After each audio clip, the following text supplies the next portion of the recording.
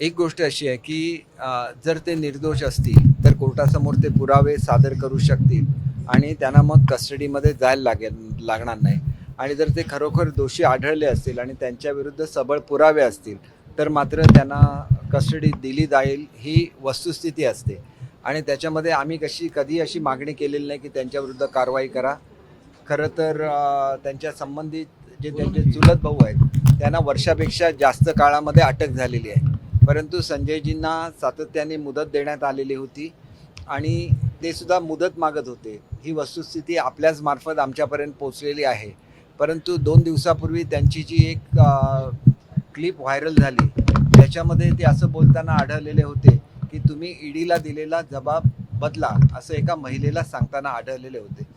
Investigation agency ज्यावेळेला investigation करत असतात त्यावेळेला पुराव्यामध्ये कोणी ढवळाढवळ करण्याची प्रयत्न केला तर त्यांना लवकर कारवाई करायला लागते, कारण असे पुरावे नष्ट होण्याची शक्यता असते.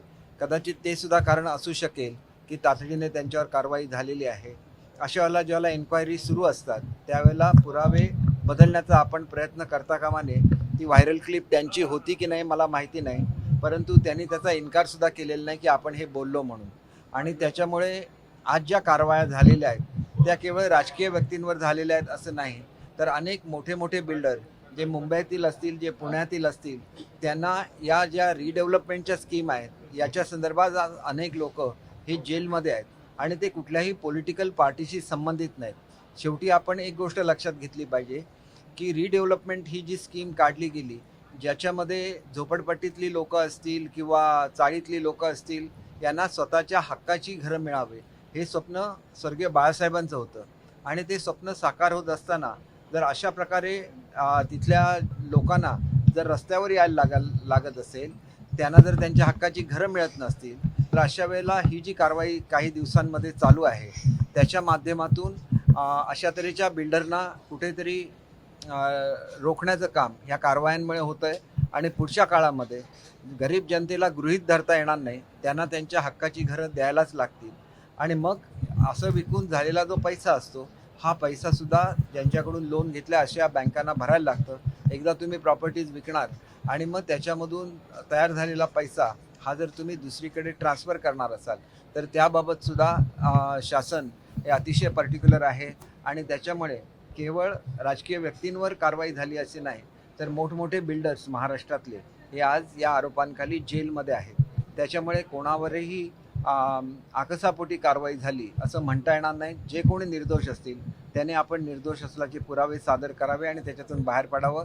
एकतर आमच्यापैकी कुठल्याही आमदारांनी किंवा आमच्या मुख्यमंत्र्यांनी कधीही मागणी केलेली नाही की त्यांच्याविरुद्ध कारवाई करावी. मुख्यमंत्र्यांच्या दिल्लीवारीचा संबंध याच्याशी जोडण्याचा जो प्रयत्न केला जातो हा साफ चुकीचा आहे. आपल्याला माहिती आहे की महाराष्ट्राच्या मंत्रिमंडळाचा विस्तार अनेक दिवस पेंडिंग आहे आणि त्यावेळेला त्यांची जी भेट ठरलेली होती अमित शहाजींची ती रद्द झालेली होती. आणि ती भेट झाली त्याच्यानंतर आल्यानंतर मुख्यमंत्री महोदयांनी जाहीरसुद्धा केलं की आमच्या कॅबिनेटचा लवकरच त्यांच्या कॅबिनेटचा विस्तार होणार आहे. आणि अशा परिस्थितीमध्ये विनाकारण ह्याची कुठेतरी लिंक जोडणं चुकीचं आहे. आमच्या काही आमदारांनी त्यांच्या अटकेनंतर जे रिॲक्शन्स दिलेल्या होत्या त्या त्यांना झालेल्या त्रासापोटी आणि त्यांच्याबद्दल केलेल्या वक्तव्यांच्या पोटी त्या होत्या. तिथंसुद्धा आम्ही म्हटलेलं आहे की त्यांना असा कुठलाही उद्देश नाही आहे की किंवा त्यांना अटक झाल्यापैकी आम्हाला कोणालाही आनंद झाला असं बिलकुल नाही. त्यांना जे काय कायद्याच्या दृष्टीने मार्ग उपलब्ध आहेत त्याचं त्यांनी पालन करावं, त्याच्यातून बाहेर पडावं. त्यांच्या असं म्हटलं जातं की त्यांनी कुठल्या तरी पक्षात यावं म्हणून त्यांच्यावर दबाव आणण्यासाठी ही कारवाई केली असं बिलकुल नाही. जास्तीत जास्त त्यांना दुसऱ्या पक्षामध्ये प्रवेश घ्यायचा असला तर तो राष्ट्रवादीमध्ये मिळू शकतो. याच्या व्यतिरिक्त कुठलाही पक्ष त्यांना स्वतःला आपल्याकडे घेईल असं मला वाटत नाही. आणि त्याच्यामुळे मला असं वाटतं की त्यांनी उगाच ह्याचा राजकीय इश्यू करू नये. त्यांच्यावरची कारवाई ही प्रवीण राऊतांवर जी कारवाई केली त्याच्या संदर्भातली आहेत. आणि प्रवीण राऊतांच्यावर कारवाई केल्यानंतरसुद्धा कितीतरी दिवसाच्या गॅपनंतर आणि त्यांना पूर्ण संधी दिल्यानंतर ही कारवाई होते आहे. ते जर निर्दोष असतील त्यांनी त्याची उत्तरं द्यावी आणि त्यांनी त्याच्यातून बाहेर पडावं.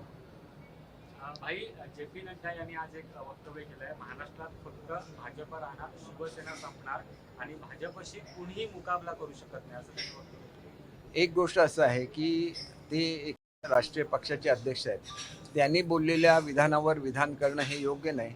परंतु महाराष्ट्रामध्ये भाजप आणि सेनेची युती आहे आणि त्याच्यामुळे कदाचित त्यांना असं म्हणायचं असेल की आमची युतीच फक्त राहणार, इतर कोणी राहणार नाही, असं जर म्हणायचं असेल तर ते म्हणताना त्यांच्याकडून चूक झाली असेल असं मला वाटतं. त्यांनी शिवसेना संपणार असं स्पष्टपणे म्हटलेलं आहे. शिवसेना म्हणजे बघा, कदाचित असं असेल की ज्या शिवसेनेने त्यांना फसवलं, इलेक्शनमध्ये त्यांच्या बरोबर गेले आणि महाराष्ट्राच्या जनतेला सुद्धा फसवलं, त्यांच्याबद्दल त्यांचं म्हणणं असेल तर त्याच्यावर मी काही कॉमेंट करू इच्छित नाही. संजय राऊतांचे बंधू विनय राऊत म्हणताय एका लेवलला एकाने सांगितलं तर मी उत्तर देऊ शकेन. हा बोला, कोणतरी एक बोला. शिवसेना पक्षप्रमुख उद्धव ठाकरे आता राऊत कुटुंबियांना भेटायला चाललेले आहेत. एकंदरीत या आधीची तक्रार होती की ते नेत्यांना भेटायला आता त्यांनी भेटायला सुरुवात केली, हे चांगलं आहे. राऊत हे त्यांच्यासाठी त्यांनी मोठी लढाई केलेली आहे, त्याच्यामुळे राऊतांच्या कुटुंबांना त्यांनी भेटणं ही एक आनंदाची बाब आहे. याच्यापुढे इतर सुद्धा ज्या लोकांवर कारवाई झालेली होती, यामिनी जाधवांच्या मिस्टरांवर कारवाई केलेली होती, त्यावेळेला काय त्यांना ते भेटायला गेलेले आढळले नाही. भावना गवळींवर कारवाई झालेली होती, आनंदराव अडसुळांना कारवाई होती. प्रत्येकाने स्वतःच्यावरची कारवाई स्वतः फेस केलेली आहे. त्यांनी आवश्यक ते पुरावे दिले आणि म्हणून त्यांच्याविरुद्ध पुढची कारवाई झाली नाही. तसे जर पुरावे राऊत साहेब देऊ शकले असते तर त्यांच्यावर सुद्धा कारवाई झाली नसती आणि त्यांना योग्य ती मदत जर आता मिळत असेल तर त्या माध्यमातून त्यांनी हे पुरावे ईडीपर्यंत आणि कोर्टापर्यंत पोहोचवावे, म्हणजे त्यांना सुद्धा रिलीफ मिळू शकतो. संजय राऊतांचे बंधू म्हणताय की हा जो प्रकार केला जातोय, ज्या पत्रकारिते संदर्भात त्यांना अटक करण्यात आली, त्याचा कुठेही उल्लेख त्यांच्याकडे जी माहिती ते दिसत नाहीये. हे फक्त आकाशापोटी केलं गेलं असं त्यांचा आरोप आहे आणि आम्ही झुकणार नाही, शिवसेनेसोबतच राहणार, ठाकरेंच्या सोबत असं त्यांचं म्हणणं आहे. त्यांनी तिथंच राहिलं पाहिजे. खरं तर त्यांना कोणीच घेणार नाही आपल्यात, परंतु ते निवडून आलेले आहेत, त्याच्यामुळे आमचीच खरी शिवसेना असल्यामुळे त्यांना आमच्याबरोबर राहायला लागेल. नहीं राहिले तो त्यांना राजीनामा देऊन पुन्हा निवडून यायला लागेल. केसरकर जी, हिंदी में जानना चाहेंगे, संजय राउत को ईडी ने पकड़ा है और बाकायदा खबर ऐसी भी आ रही है कि कुछ 11 साढ़े 11 लाख कैश भी बाकायदा जब्त किया है उनके घर से, क्या कहेंगे? देखिए, इसका जवाब तो उनको ईडी को देना पड़ेगा, क्योंकि जो रिजनेबल कैश रहता है तो हर कोई अपने घर में रखता है. ज़्यादातर हमने देखा है कि आप ट्रैवल भी करते हैं तो 2 लाख रुपए तक का कैश आप कैरी कर सकते हैं. अगर उसके ऊपर का कैश हो तो आपने किस बैंक से निकाला है ये आपको दिखाना पड़ता है, तो उनको भी ये दिखाना पड़ेगा. अगर वो दिखा दे तो उस पर कोई आपत्ति नहीं है, अगर वो दिखा नहीं सके तो उस पर आपत्ति जरूर आ सकती है. पॉलिटिकल वेंडर के तहत कार्रवाई की गई है, इस तरह का आरोप लगा रहे हैं बार बार. देखिए, इसमें पॉलिटिकल वेंडेटा क्या हो सकता है?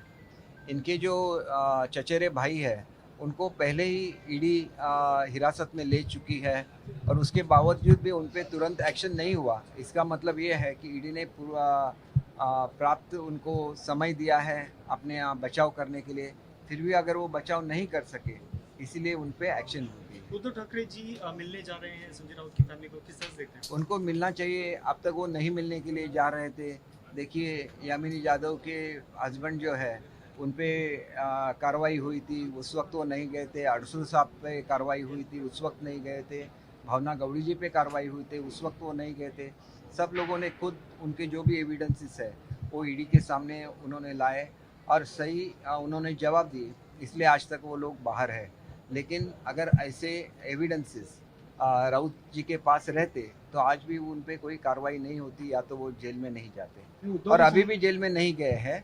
उनको कोर्ट के सामने अपने जो एविडेंसेस है वो सामने रखने चाहिए और जेल में जाने से खुद को बचाना चाहिए. उद्धव जी संजय राउत के घर पर गए, इसको किस तरह से देखते हैं? मतलब नहीं, उनको जाना चाहिए. वो नेता है, हर कोई बड़ा नेता जो इस तरह का प्रॉब्लम आता है उसको, तो उनको जरूर मिलना चाहिए. आज तक नहीं मिल रहे थे, आज मिल रहे हैं, बहुत खुशी की बात है. आदित्य ठाकरे यांनी कोकण दौरा चालू केलेला आहे आणि तुमच्या घराच्या समोरून ते रॅली काढणार होते, त्यांना परवानगी नाकारण्यात आली. परवानगी नाकारण्याचा काही प्रश्नच नाही. त्याने अवश्य रॅलीज काढाव्या. आपल्याला कदाचित हिस्ट्री रिपीट्स असं म्हटलं जातं. मी आदरणीय पवारसाहेबांच्या नेतृत्वाखाली काम करत होतो. माझ्या मतदारसंघात येणार नाही असं आश्वासन स्वतः पवारसाहेबांनी मला दिलेलं होतं, परंतु ते आले आणि मला स्टेजवर यायला सांगण्यात आलं. त्यावेळेला मी माझा राजीनामा दिलेला होता आणि एक राजकीय लढाई लढलेली होती. त्यावेळेला आदित्यजींना हा इतिहास माहिती नाहीत, कारण ते तरुण आहेत. माझ्या मतदारसंघात ज्यावेळेला जाऊन ते माझ्या जनतेशी, जे माझ्यावर प्रेम करतात, त्यांच्याशी खोटं बोलणार असतील तर मला खरं बोलायला लागेल महाराष्ट्राच्या जनतेशी. कालच मी हे जाहीर केलेलं आहे.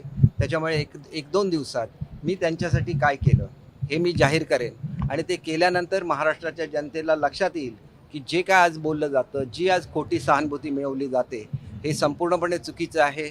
आजपर्यंत मी जे काय केलं, ज्या पक्षामध्ये आहे त्याच्या हितासाठी केलेलं आहे. मी कधीही वारंवार पक्ष बदललेले नाही आहेत. ज्यावेळेला पवारसाहेब तिथं आले आणि मला त्यांच्याबरोबर जाणं स्टेजवर शक्य नव्हतं, त्यावेळेला मी माझ्या आमदारकीचा राजीनामा त्यांच्याकडे दिला आणि त्याच्यानंतर थेट लढाईमध्ये उतरलो. एवढं मॉरल माझ्याकडे निश्चितपणे आहे. आम्ही सर्वजण भाजप आणि सेना युतीच्या तिकिटावर लढून आलेलो आहोत. त्याच्यामुळे आम्हाला राज्य करण्याचा पूर्ण अधिकार आहे. त्यांनी मात्र भाजप सेनाच्या युतीमध्ये निवडून आले असताना सुद्धा काँग्रेस आणि राष्ट्रवादीबरोबर आघाडी करून या ठिकाणी सरकार स्थापन केलं.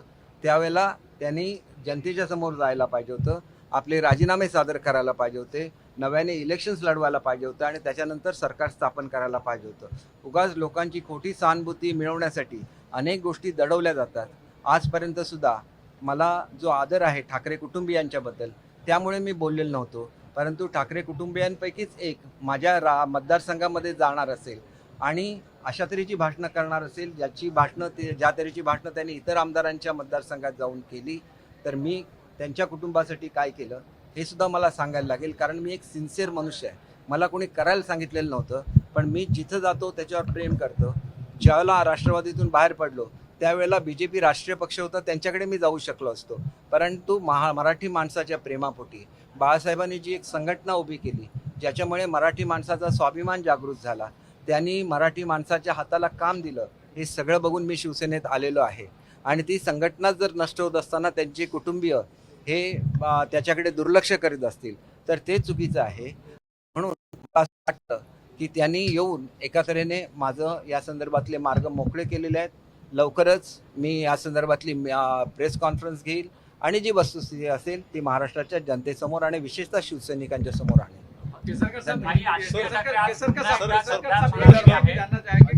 सगळ्यांची उत्तरं दिली ना. काय बोलल्याला